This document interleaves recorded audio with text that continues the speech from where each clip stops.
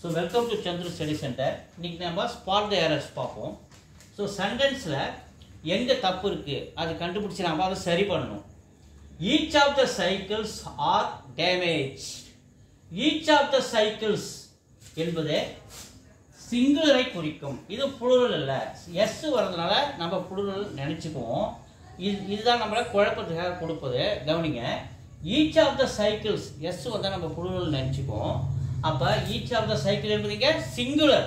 அப்ப singularனா r பத்திங்க என்ன வரணும்? is வரணும். r பத்தி என்ன வரணும்? is வரணும். ஏனா சோ singular இருந்தா present tenseல is, past tenseல was. singular இருந்தா. சோ இதுவே plural இருந்தா present tenseல are, past tenseல were. இத தெரிஞ்சீங்க. இத நம்ம சரியா பண்ணிக்கலாம். The furniture were displaced at the showroom. The furniture என்பது singular, plural இல்ல. furniture என்பது singular. so அப்ப singular சொல்லும் பொழுது இங்க என்ன வரணும்? where கொடுத்திருக்காங்களா? so இங்க plural singular என்னும்போது அவன் மாத்தி where ன்னு கொடுத்திருக்கான். அப்ப singular வரும்போது past tense என்ன வரணும்? was வரணும். அப்ப where பத்தி நம்ம என்ன எழுதணும்? was. where பத்தி நம்ம என்ன எழுதணும்? was. So the furniture was displaced at the showroom. புரிஞ்சுச்சா? அடுத்தது neither the secretary nor the manager were available.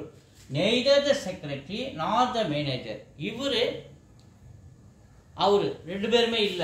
were available அப்படி சொல்லும்போது were அப்படின்றது singular. neither the secretary nor the manager என்பது singular.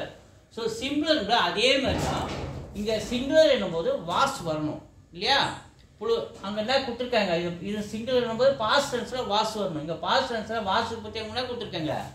plural உடைய were கொடுத்திருக்காங்க. அப்ப இந்த were எடுத்துட்டு நம்ம என்ன எழுதணும்?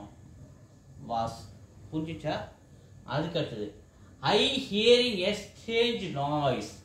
I hearing இந்த ing வந்து பாருங்க. ing வந்தாலே என்ன வரணும்?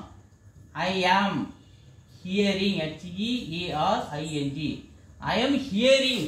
ing வந்தாலே என்ன வரணும்? am வந்துடணும். அப்ப I am hearing அப்படின்னு எழுதலாம். I am hearing a strange noise அப்படின்னு எழுதலாம். அப்படி இல்ல I hear a strange noise. அப்படி இல்ல I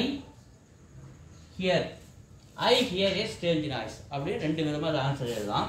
Have anyone seen my purse? இங்க anyone என்பது singular. அப்ப anyone singular சொல்லும்போது இங்க have பத்தி has போறதா சரியா இருக்கும். சோ அப்ப has anyone seen my purse? So இந்த மாதிரி ஒரு மிஸ்டேக் இருக்கும் ஒரு சென்டென்ஸ்லயும். நாம அத கண்டுபிடிச்சு கொஞ்சம் குழப்பற மாதிரி இருக்கும். அந்த குழப்பத்தை நம்ம கண்டுபிடிச்சு சரி பண்ணிடுவோம். ஓகேவா? நன்றி.